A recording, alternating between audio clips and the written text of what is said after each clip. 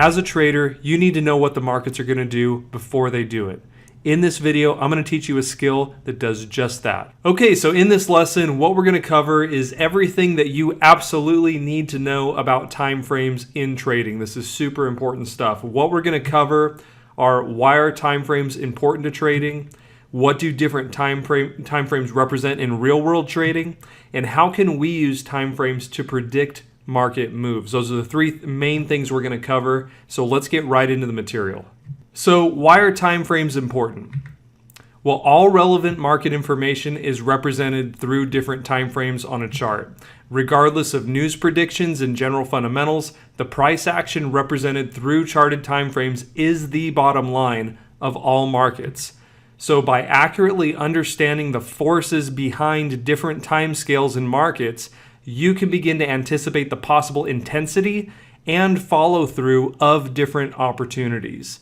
And this will ultimately lead to one of the biggest edges that you can have in trading. Understanding time frames and multiple time frames and how they work together will give you insight into all the players in the market, and it will ultimately help you understand where those future markets are headed. Okay, so now I'm going to introduce you to a concept that we teach here at Trade ATS. We call it the scale of time frame interest.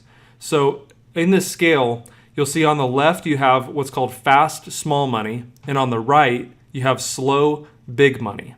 Now the fast small money is going to be the smaller traders that operate on the shorter time frames, that push those time frames around, meaning the minute 1, the minute 5, the minute 15, up to the minute 30.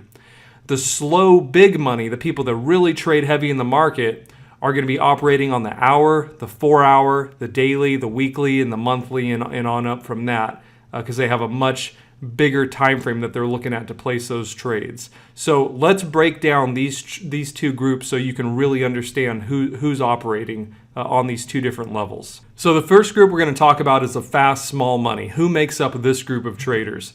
So this category includes the majority of retail traders using high-frequency, short-term trading systems and strategies.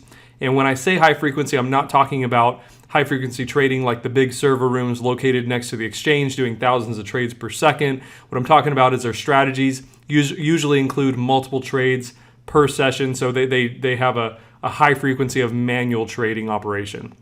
So this group also includes market maker algorithms facilitating business between small retail customers. So that matchmaking algorithm between all those smaller traders done automatically, that's also going to act as a floodgate of liquidity on this level, and there's some control in there.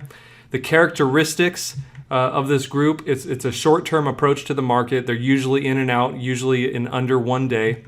They trade relatively low lot sizes, so they don't have an overall individual impact on market price fluctuations, and they're able to trade at market with almost no execution problems or slippage. So when they want to get in a trade at a lower lot size, there's no problem with liquidity.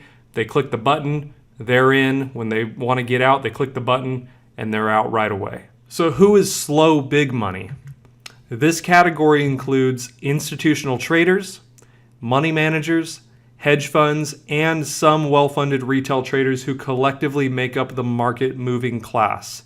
Their characteristics, they usually have a longer-term approach to speculation and trading, usually days to months, not minutes to hours.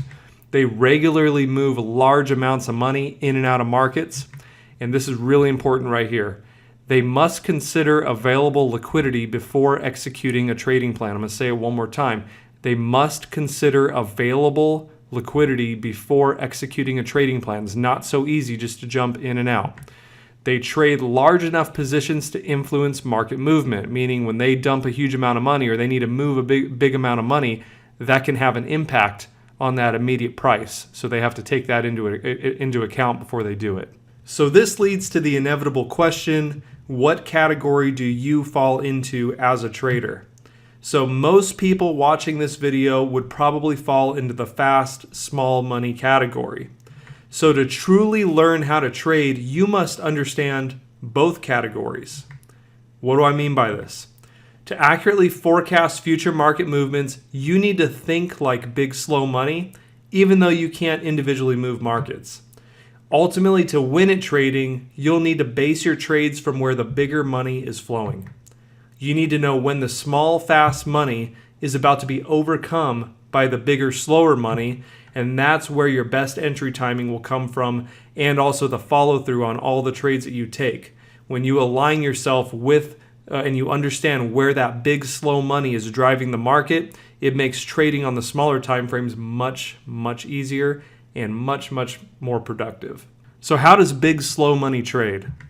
So when trading huge amounts of money or moving huge amounts of money out of utility, traders do not have the ability to jump in and out of the market on a minute-by-minute basis.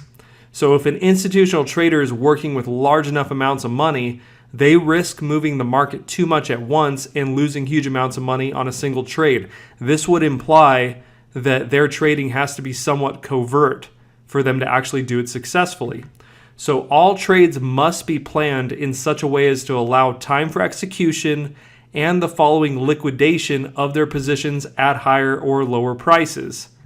So these forces, this is important, these forces can be accurately classified and monitored through viewing the market through higher time frames. So let's look at some examples. Examples of different time frame representations. On your 1 minute and your 5 minute chart, this is going to be mostly retail traders looking to capitalize on small market movements, usually last no longer than 5 to 30 minutes on average, give or take. On your 15 minute, your 30 minute, mostly retail, some institutional traders looking to capitalize on daily swings, bigger moves intraday. Most trades are going to last from 30 minutes to several hours.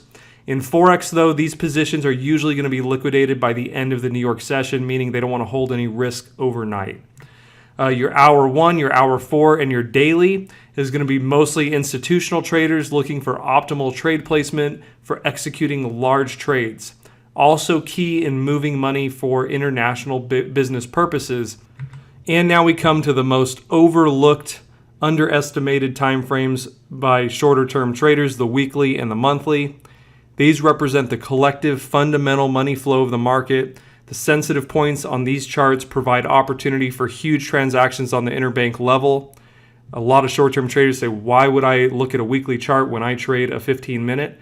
Well, if you understand the direction of the week, how are you going to treat that day or the days during that week? Or if you're trading on the daily, if you understand the direction of the month, which side are you going to be heavier if it's in line with the monthly or if it's out of line with the monthly? Simple questions to bake it down for yourself and help you get on the right side of the market. So a lot of traders overlook these, but these are really the true fundamental flow of the market, and you should always have an eye on these time frames. So how can you use this information to your advantage? Well, the first way it's going to help you is it's going to increase your win rate. By basing your initial analysis on the larger time frames, you align your strategy with those who move and control the market. You don't want to trade against these people, you want to trade with them.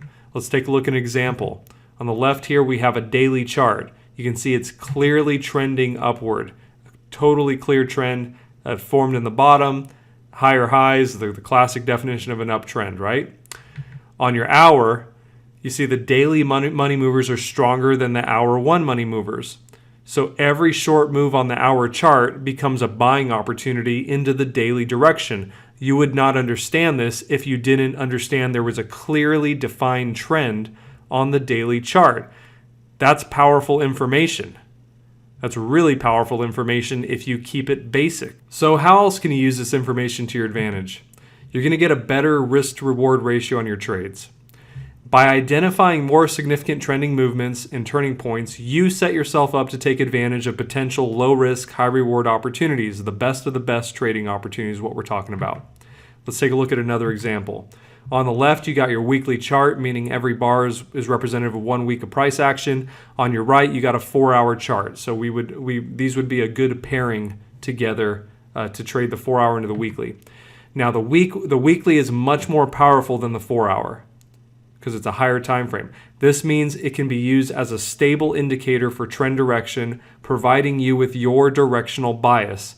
Something we teach at Trade ATS is your directional bias, meaning that when you have a clear defined trend on your higher time frame, whether it be long or short, in this case that weekly chart is clearly short. That means that we are only looking for short opportunity setups because those have the possibility of not only putting us in the money, but paying us big. So, which leads to the next thing. By trading with the bias to the weekly chart, you set yourself up to have more winners than losers and much more profits when right. So you actually set yourself up to really knock it out of the park on these trades if you stay in that directional bias, and you can only achieve this by understanding multiple time frames. So the next way this is going to help you is your trade time expectation. How long is the trade expected to last? When you pull the trigger, do you expect to get paid in 5 minutes? Do you expect to get paid in an hour? Maybe in a day? By analyzing your higher time frame, you can more accurately forecast an expected time fulfillment to each opportunity that you take. Let's take a look at another example. On the left, you have your daily chart. You're using the daily as your directional bias, and it's clearly telling you to only sell the market. We're staying away from the long side of the market. On the right, we have a 1-hour chart. Okay, you've spotted an entry on a counter trend expansion as we teach in our basic strategy. You see that contraction phase, that box forms, and we get a expansion to the long side against the daily. That's an entry.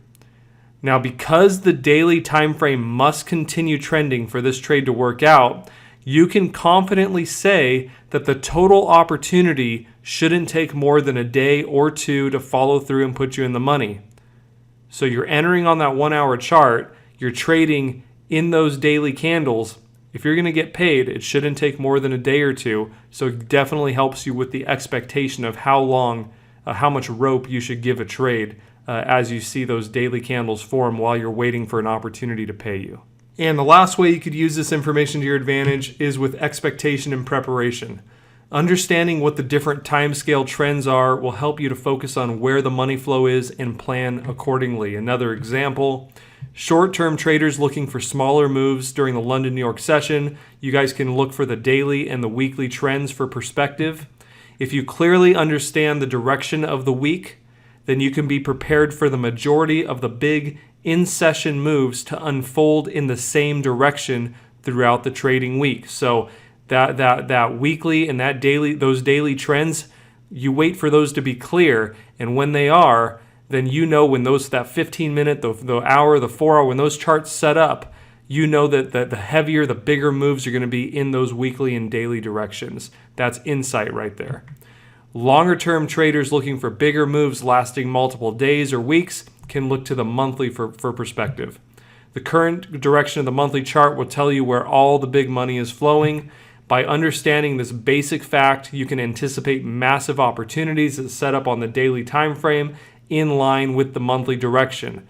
So when that daily, if your monthly is clearly going up, but the daily is going down, that means that you should get ready for it to go up again. Because remember, until the monthly turns, that daily is coming around at some point, and it's going to fall in line with that monthly direction because the monthly isn't done yet and it's more powerful.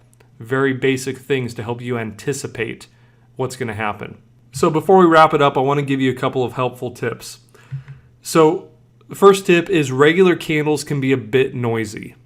Okay, so if you're looking at regular candles, they can tend to throw you off the scent of the trend too early on your larger time frames. To remedy this, in ATS, we use Heikin-Ashi candles to smooth the market out for a better defined trend. If you're using our software, this is already going to be standard in there. If you're not using our software, then we would suggest you can download Heikin-Ashi candles on the MetaTrader 4 website. If your MetaTrader 4 didn't already come with them, which they usually do.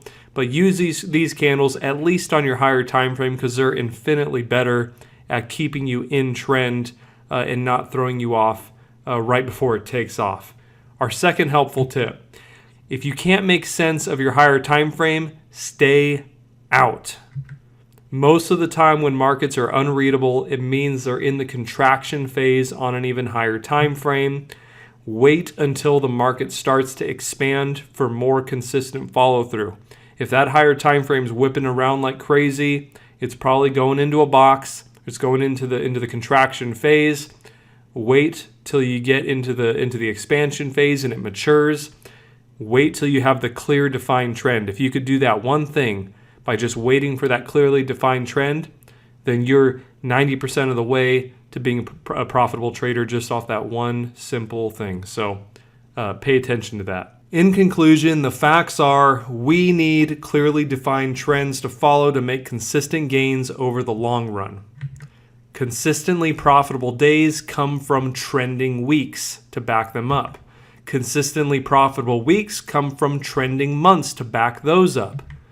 If you stay disciplined to the trend long enough, then those weeks and those months add up to a career.